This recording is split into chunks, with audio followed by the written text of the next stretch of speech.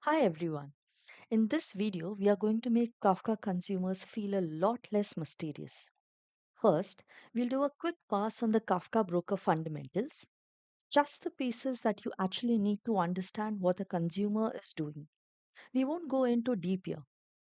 Then, we'll zoom in on the Kafka consumer workflow, how a consumer fetches records, how work gets distributed across multiple consumers, and what's really happening when you scale out. By the end, you'll have a clear mental model for how Kafka consumers work, and you'll know the practical knobs to configure and optimize them for your specific use case.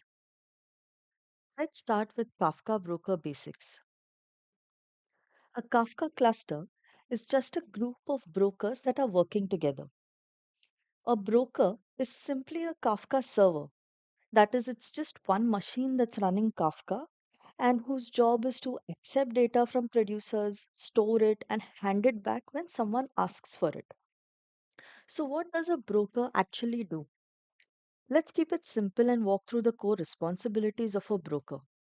So, the first one is it receives messages from producers. So, producers send data in, and broker is the thing on the other end that accepts it. So, whether it's data coming in from one producer or multiple producers, all sending them all at once, broker is the one that accepts the messages. Second one, it stores messages and it keeps them around. So think of broker like a super organized storage room. So when messages arrive, Kafka brokers write them to the disk inside something called partitions. And here's the big mindset shift when you think of it in comparison with a classic queue. So Kafka does not immediately delete the message the moment a consumer reads it. Instead, what the broker does is it keeps the messages based on some retention rules. Like, for example, it will keep it either for 7 days or if it will keep it for like maybe till it accumulates up to 100 GB. And this is the thing that enables multiple consumers to read the same data independently. Third one, Kafka doesn't let you fail. That is, it avoids being a single point of failure. So, Kafka brokers, what they do is they replicate data between each other. So that way, if one broker goes down, data still exists somewhere on some other broker, so the cluster can keep operating. And lastly, it serves consumers. So brokers, what they do is they give data back to consumers. So when a consumer says, "Hey broker, give me the next batch of data," broker goes back and it reads data from the right partitions and it sends the records back. And now, if you notice, the producer is completely out of the picture at this point. They've already dropped the data off. Producer's work is done. Consumers just come and they pick it up whenever they are ready. Now, looking at this setup, you must be thinking, why not just one broker? Why can't we just run one broker and keep our life simple, right? Totally fair question. But if that one broker fails, then everything stops. With multiple brokers, you get fault tolerance and you get higher availability because that cluster can keep working even if that one broker goes offline. So with Kafka, what you get is you get an additional advantage of your setup being highly fault tolerant and also highly available.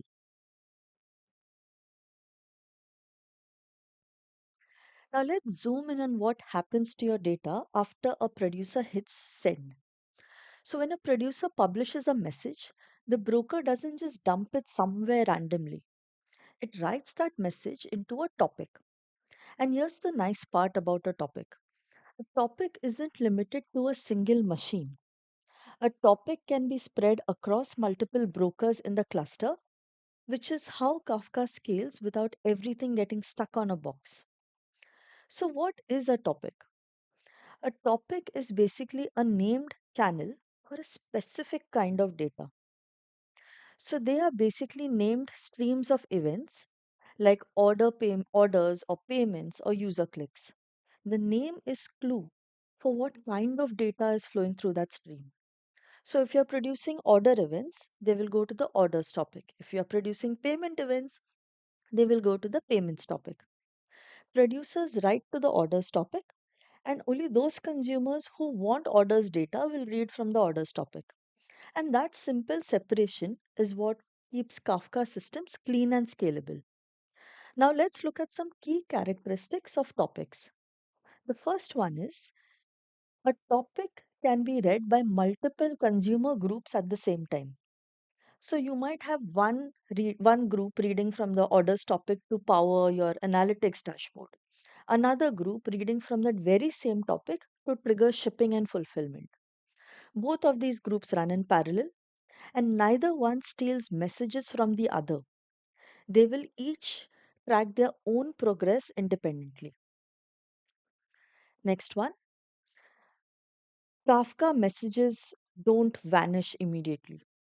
So Kafka doesn't treat a topic like a read once and delete queue.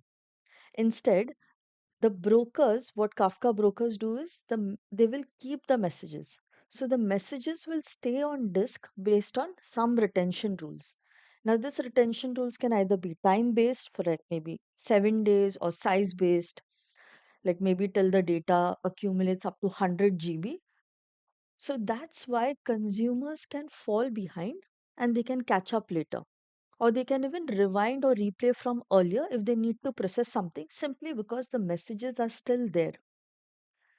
And lastly, topics are append-only logs.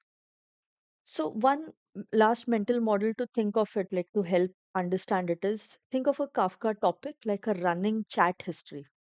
So new events will get appended to the end and older events or older messages they don't get edited or changed. They will only disappear when the retention cleanup kicks in. Now let's zoom in on what happens to your data after a producer hits send. When a producer publishes a message, the broker doesn't just dump it somewhere randomly. It writes that message into something called a topic. And here's the nice part, a topic isn't limited to a single machine.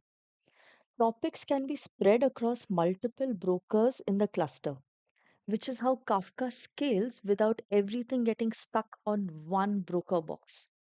So, what is a topic? Kafka topic is basically a named channel for a specific kind of data. So, for example, if you are producing order events, they will go to the orders topic. If you're producing payment events, they will go to the payments topic. Producers write to that orders topic, and consumers who want orders data will read from that orders topic. And that simple separation is what keeps Kafka systems clean and scalable. Topics in Kafka are basically named streams of events like orders, payments, or user clicks. The name is your clue for what kind of data is flowing through that stream. Now let's look at some key characteristics of a topic. So the first one is the topic can be read by multiple consumer groups at the same time.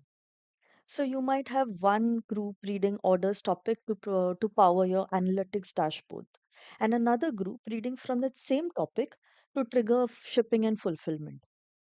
Both of these consumer groups are running in parallel, and neither one steals messages from the other.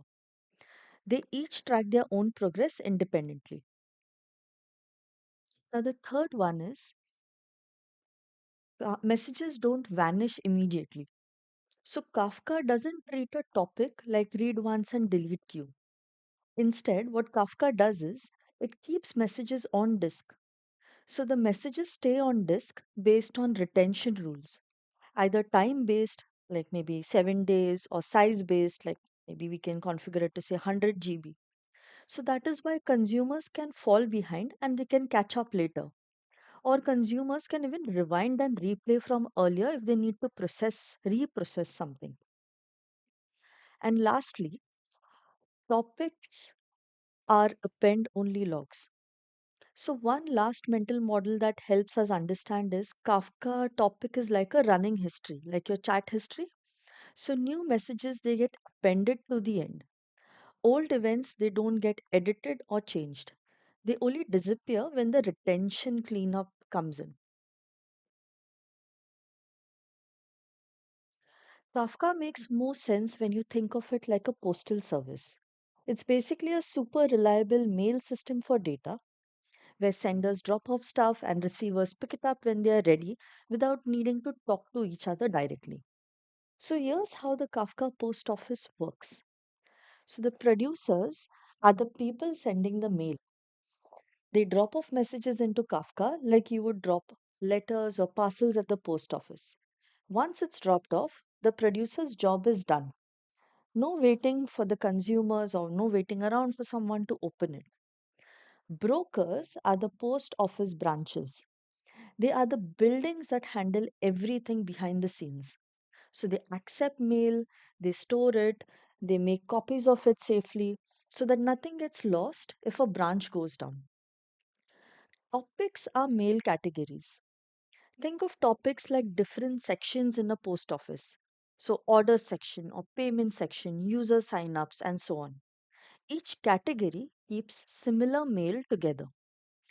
Partitions are like sorting bins inside each category. So, we'll go deeper into this later, but for now, partitions are like multiple bins for the same category. So, several workers can sort and deliver it in parallel instead of forming like one big huge line. Consumers are people picking your mail. So, consumers read messages from their assigned bins at their own pace. Some might pick up mail constantly, whereas others might check in every few seconds. Kafka does not care when do you come and pick up your mail. Consumer groups are different teams of people reading the same mail. So, this is the best part. Multiple teams can subscribe to the same topic independently, and each team can keep track of where they last stopped reading. So, they can pause and continue later without losing their pace. In this diagram, you can see topic 1 has two partitions, partition 1 and 2, and each partition is hosted on a different broker. So, one logical topic is spread across multiple machines. Now, here's the key design choice. Kafka uses a leader follower model for every partition. One broker holds the leader and it handles all the reads and writes for that partition, and the other brokers hold a follower replica that keep a copy of the same data. So, how replication works, let's go through it step by step. So, Kafka assigns one leader and one or more follower replicas for each partition.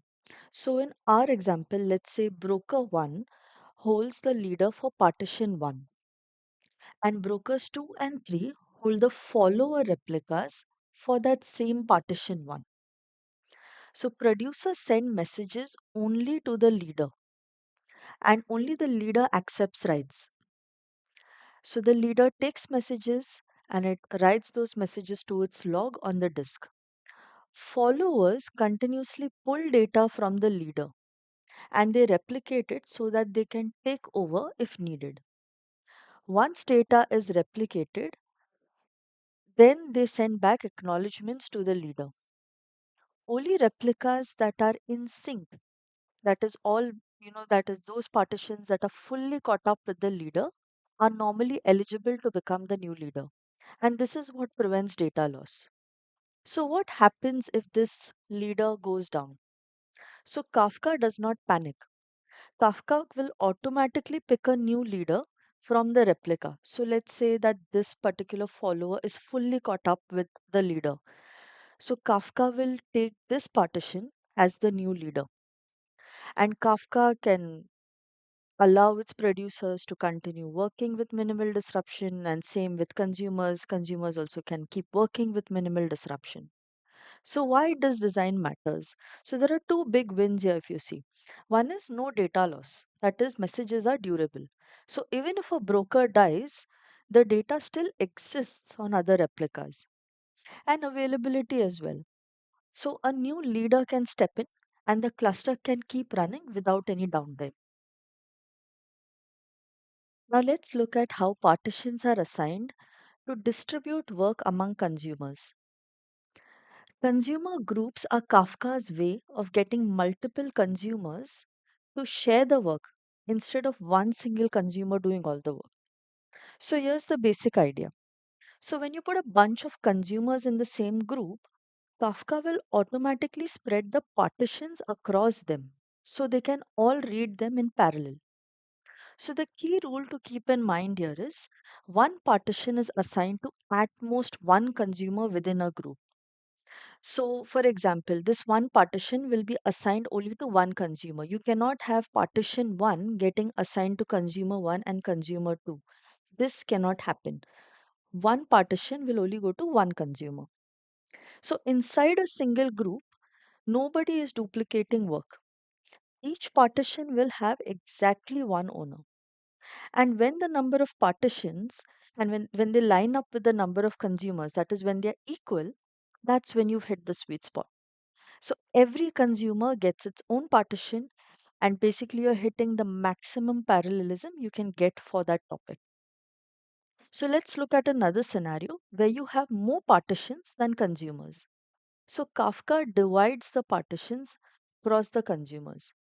So if you have just one consumer, it will take all of the partitions and give to that one consumer. If you have two consumers in a consumer group, so let's say this example where this topic has three partitions and you have two consumers. So Kafka will assign one partition to consumer one and the remaining partitions to consumer two. Now, the important thing to take away from here is that each partition will still have exactly one owner. So the work is split up, but it's not duplicated.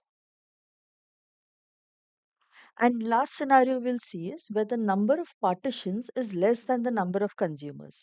So this scenario is also similar to the previous one. It's only w- now only what we'll have is one more consumer, extra consumer who will be sitting idle. So on one hand, this means that we are wasting resources by having one idle consumer, but then this consumer can also act as a failover in case another one in the group goes down. Let's look at how consumers work to fetch data. Kafka consumers use a pull based model, which means that the consumer stays in control of how much and how fast it takes data. So, at the heart of the consumer is the poll loop. And if you understand what the poll loop does, you've got like 80% of how the consumers work. So, the poll loop has three main jobs. So, every time you call poll, you're basically doing three things. First is you're fetching data.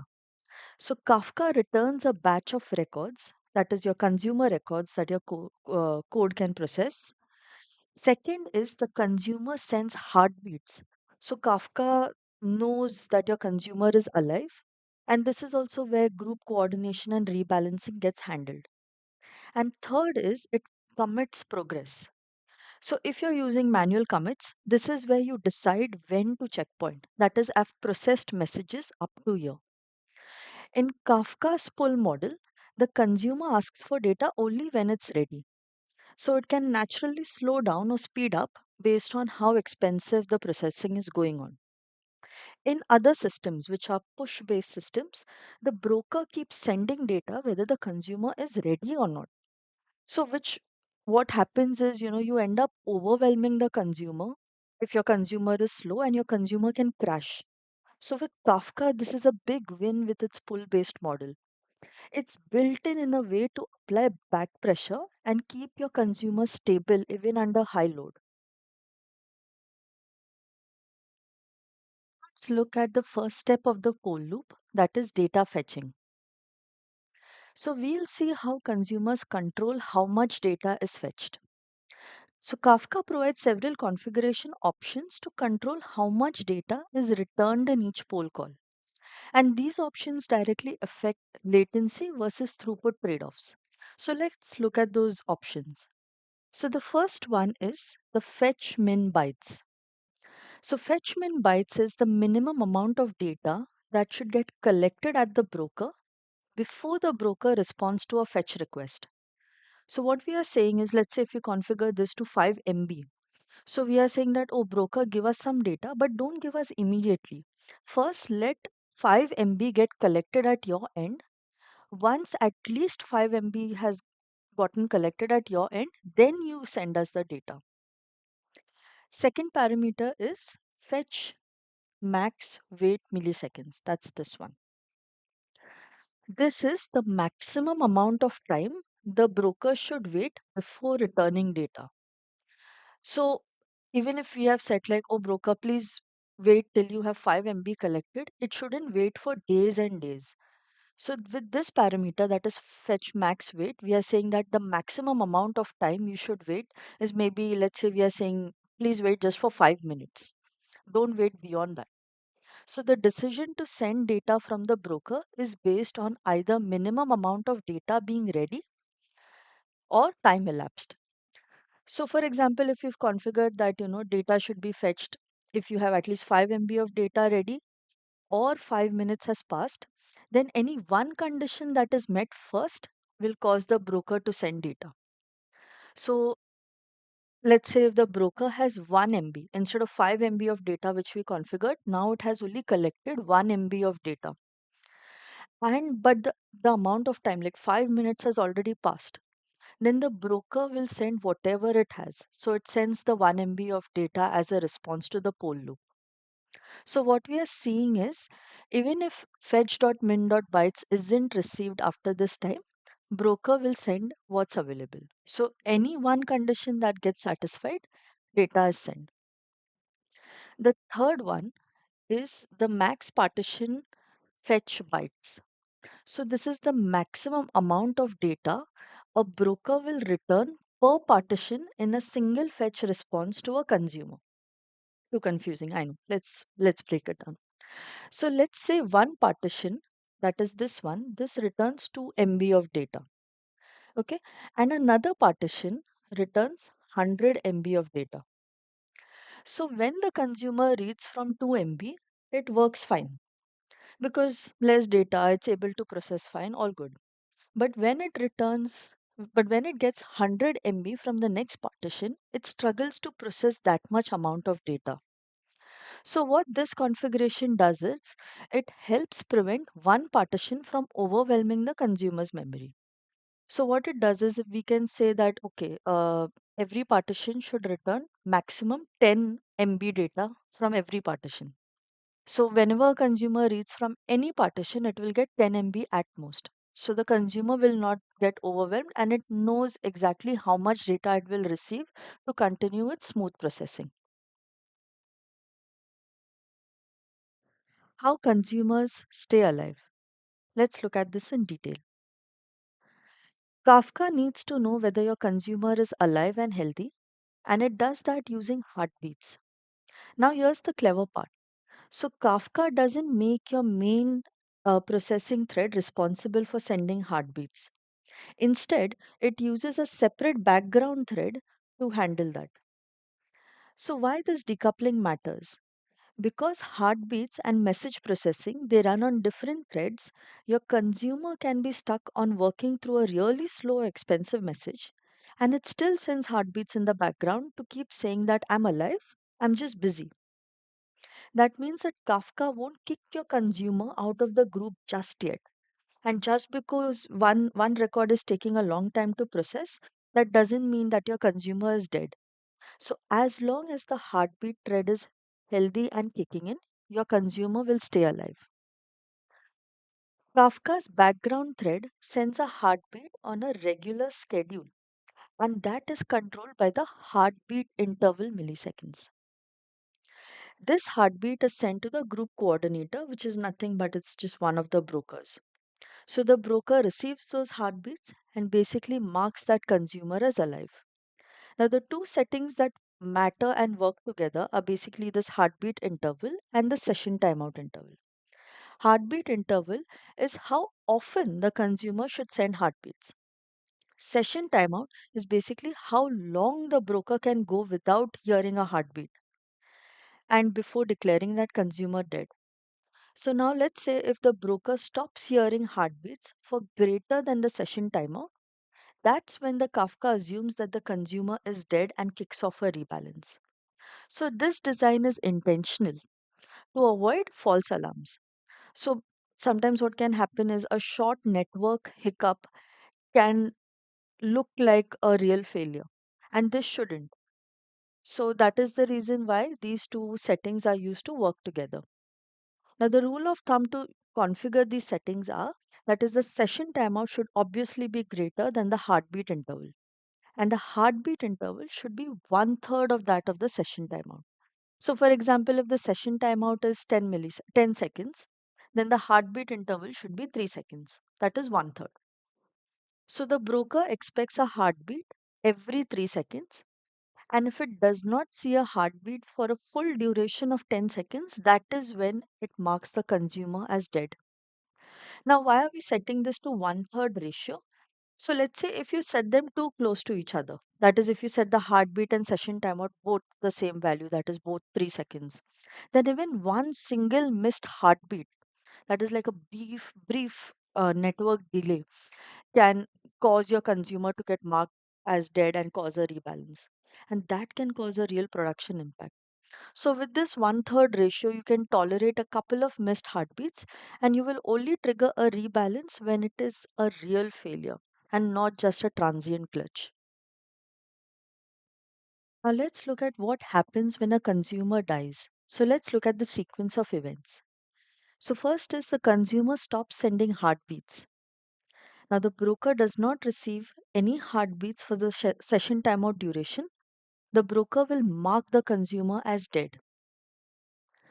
So, the group coordinator will trigger something called as a rebalance. And now, when this rebalance is triggered, all consumers pause consumption. So, partitions of the failed consumer are reassigned to the remaining consumers. So, for example, in this diagram, partition 1 that was previously assigned to consumer 1, it gets assigned now to consumer 2. Consumer 2 resumes from where consumer 1 was last left off. So, if consumer 1 had fetched messages from partition 1, but it had not committed or bookmarked those offsets, then those messages will be reprocessed by consumer 2 and these will lead to some duplicates. So, what is the impact we see during rebalance? So, when a rebalance occurs, think of it like Kafka hitting the pause button on the entire consumer group. So, what you feel during a rebalance is processing pauses. Like all the consumers, they stop consuming for a moment while Kafka reshuffles partition ownership. And during that window, your group is essentially in coordination mode, not in work mode. So, it's not doing any useful work. So, a quick rebalance is usually fine. But if a long rebalance happens, it directly translates to loss of work, loss of throughput. And because you're not consuming any data, you're falling behind the producers the whole time. So the goal is pretty simple. You should reduce unnecessary false rebalancing with the right settings so that rebalance happens only when there's a real failure and not because of a tiny network hiccup. So are heartbeats the only thing that control if a consumer stays alive? No. So Kafka has two separate failure mechanisms, and either of them can cause the consumer to fail. So the first one we've already seen, that is the heartbeat interval, that is, am I alive check. So this is basically Kafka asking, is this consumer alive? And what Kafka checks is if these heartbeats are coming in from the background thread or not. This is something that we've already covered in the previous slides. But there is one more, that is delay in calling poll. That's this one. So it's basically checking, am I making any progress? So this is the one where Kafka is asking something different. Are you actively, as a consumer, are you actively consuming or did you get stuck somewhere? So what Kafka checks is how long it has been since your consumer, since you've last called poll. So if your processing takes too long and you don't call poll again in time, then Kafka will assume that you're not making progress even if heartbeats are being sent out. So this delay in calling poll can mark the consumer dead and it can trigger a rebalance.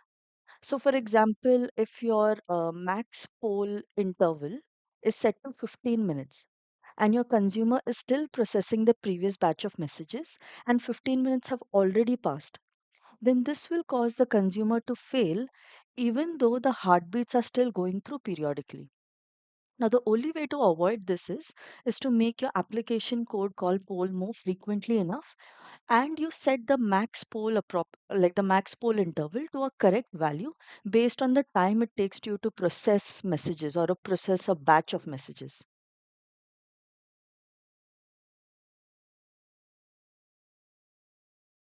Different consumption patterns need different consumer settings.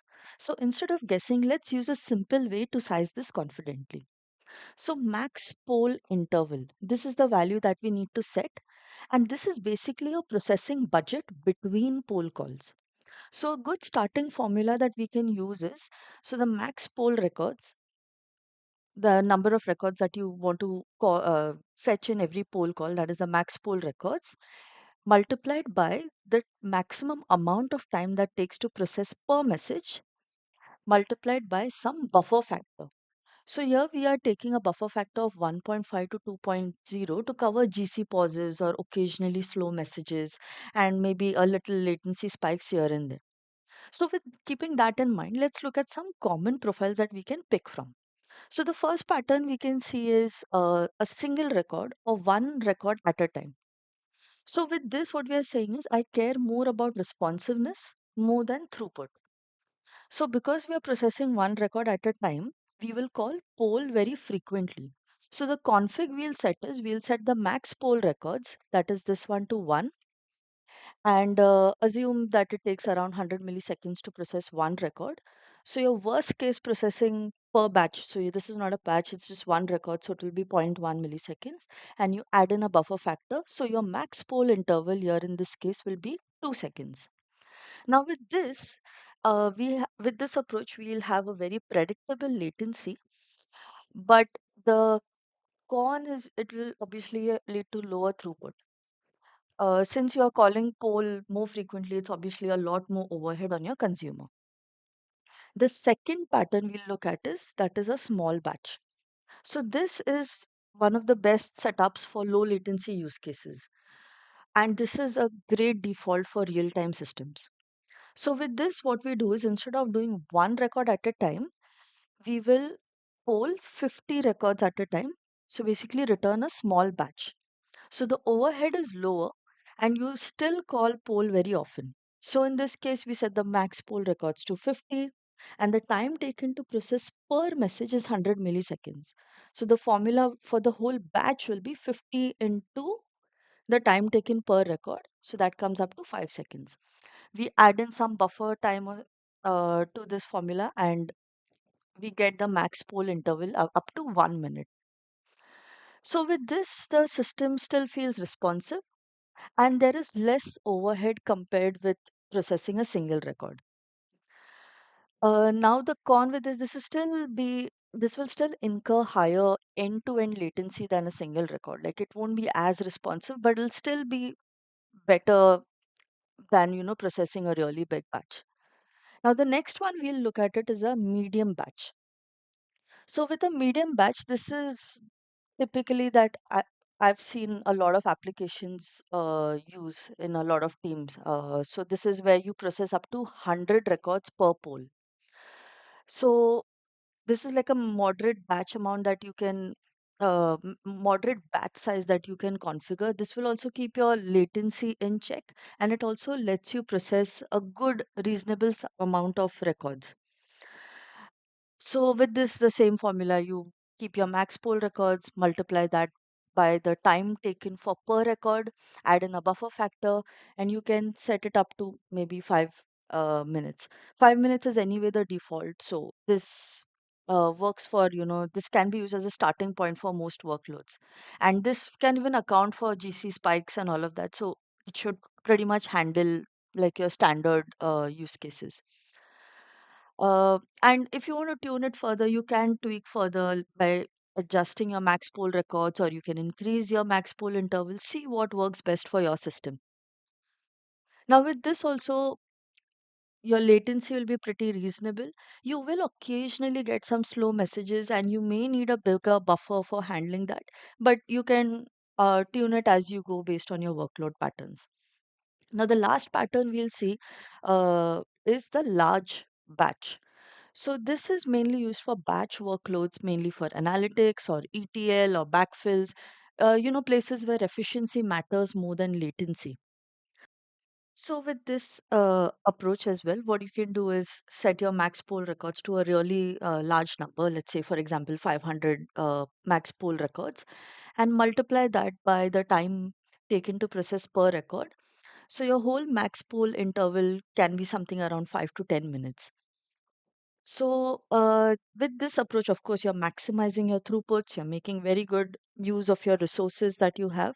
The only issue is this will be more sensitive to slowdowns. So, one slow batch can totally pause your consumer, and this is something again you'll have to try out how this approach works for your consumer and tune it from there. Now, quick tip for choosing. So, if your consumer powers user facing features, then you start small. That is, you either go with approach one that is single record or a small batch.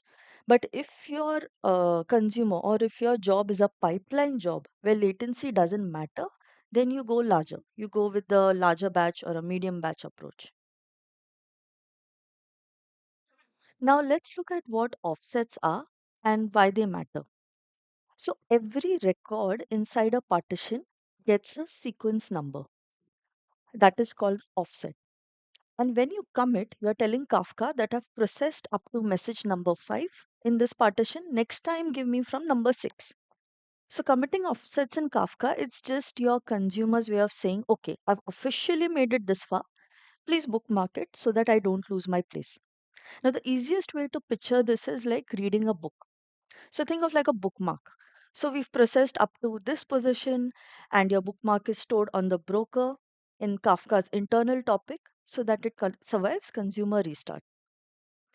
Now, this storing of offsets, it is per consumer group. So two different groups can read from the same topic and keep totally separate bookmarks. So one can be at, let's say, position number 47, and the other consumer group can be at position number, let's say, 300. So if your consumer crashes and it comes back, then it will look at the last saved bookmark and it will resume from there. So it's perfect to be used, like for restarts. So why do commits actually matter? So if you commit only after your processing succeeds, then you avoid pretending that you finished work that you actually didn't do. So without proper commits, a restart means reprocessing messages that you've already handled. And what can happen is you can double charge customers or you can send duplicate emails. So, what this lets you do is it lets you process messages exactly once. And what this can be used is it can be used for tracking progress as well. So, consumer lag is literally your latest or your current offset minus your committed offset. That's basically the messages that are still in progress here, that is still being processed by your consumer. So these commits are your real time health signal for how far behind you are. Kafka stores committed offsets on the broker in an internal topic called underscore consumer underscore offsets. And consumers use those offsets when they start up or right after rebalance just to know exactly where to resume. So in the last slide, we saw that these offsets are per consumer group. So the key to this topic is your consumer group, your topic, and partition. Now, here are the two main ways to commit offsets and what you're trading off with each one. So, let's look at those options. So, the first one is auto commit and manual commits. So, auto commit is the easiest, but it is the most riskiest approach. And this is by default. So, Kafka consumers run with enable auto commit equal to true, which means that Kafka commits offsets for you on a timer. Now, the catch is subtle but important. So, consumed doesn't necessarily mean successfully processed. So, if your app polls records and Kafka automatically commits these offsets, and if your processing fails, then Kafka will still think that, oh, your messages are successfully processed and committed, and you won't see those messages again after a restart. So, to overcome that, we should probably use something called as the option number two, that's manual commits, where you have more control. So if you set enable auto commit equal to false, now you are taking the consumer out of the autopilot mode. And your application is now the one that makes a decision when it is safe to commit an offset. And when you commit manually, you typically choose one of these patterns. So you either choose to commit per message, that is you commit after each record finishes processing. So what this gives you, it gives you a tighter guarantee, but it's more overhead because you're committing after every record, and this can reduce throughput. And the other one is you can commit per poll batch. So you process everything returned by the poll, and then you commit the highest offset of that batch. Now, this way is simpler and faster, but if you crash mid batch, then you'll likely have to reprocess some of the messages. So, with this code, we can either see manually committing can either mean calling either commit sync or commit async. Now, let's look at these two mechanisms a little more in detail over the next few slides. So, when should you use auto commit versus manual commit? Now, it really comes down to how much you care about losing work versus keeping your code simple. So, when you turn on auto commit, Kafka commits offsets automatically at a fixed interval. But the trade off is if your consumer commits and then crashes before finishing, then those messages are considered done and you won't see them again. So, best use case for auto commit would be for non critical streams like metrics or logging or click streams or anywhere where at least one ish behavior is fine and your downstream processing is already idempotent. Now, with manual commits, you control the checkpoint. So, with manual commits, you decide exactly when to commit. And this is typically right after processing succeeds. So, this is the pattern you want for business events, like when you're processing orders, payments, inventory updates. Anything where skipping work after a crash could mean lost revenue or incorrect data. Now, the trade off is, of course, you have to write more code, tracking what was processed, handling failures, committing at the right moment, and you take on more operational responsibility. Now, the bottom line is if you care about exactly one's semantics or minimal reprocessing, then manual commit is the way to go. But if you care about simplicity and you can tolerate occasional rewinds, auto commit is fine. Now let's look at the two options that you could use when manually committing offsets. Think of it like this. So both the methods are doing the same job. That is, it's checkpointing your progress. But they feel very different in how they behave under load and under failure. So the basic behavior of both of them is you either wait or you keep moving. So the first difference is super simple. So with commit sync, your consumer basically says, I'm going to commit and I'm not going to do anything else until the broker replies. So it blocks until Kafka says success or error. With commit async, your consumer says, cool, I'm sending the commit request and I'm going to get right back to work. So the result comes back later, usually through a callback. Next, we look at is error handling, whether we need it to be immediate versus later. So, how do you find out that something went wrong? So, with commit sync, if the commit fails, you'll know it right away because the call throws an exception back to your code. So, it's very direct. Commit gets an answer and you handle it. Now, with commit async, errors are reported asynchronously. Again, typically via callback.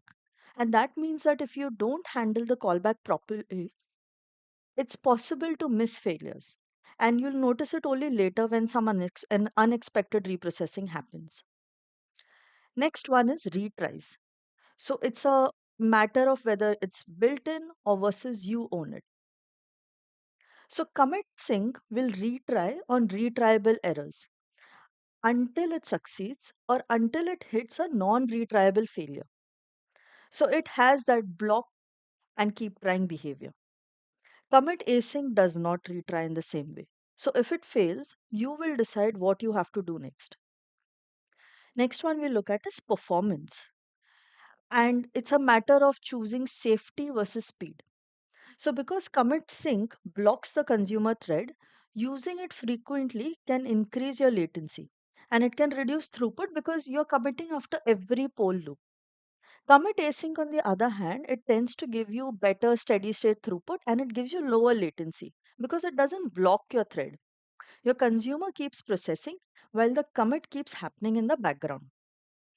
And here's the part that people miss. So, with async commits, you can have multiple commit requests in flight and they can be out of order. So, if you're not careful, you can end up committing an older offset after a new one, which is basically like moving your bookmark backwards. So, that is why it's important to structure your async commits carefully. So, what you should actually do. So, in normal high throughput processing, use commit async so that you don't stall your consumer. But then on shutdown, that is right before closing, you should do a final commit sync so that you leave the group with the most up to date committed offsets. And that combination will give you speed during steady state, plus, it gives you a final checkpoint that's safe, and especially when it matters the most. So, this concludes the tutorial on Kafka consumer and Kafka consumer configurations. If you like this video, please like and subscribe. And in the comments, please let me know which topic you'd like to see next. Thank you.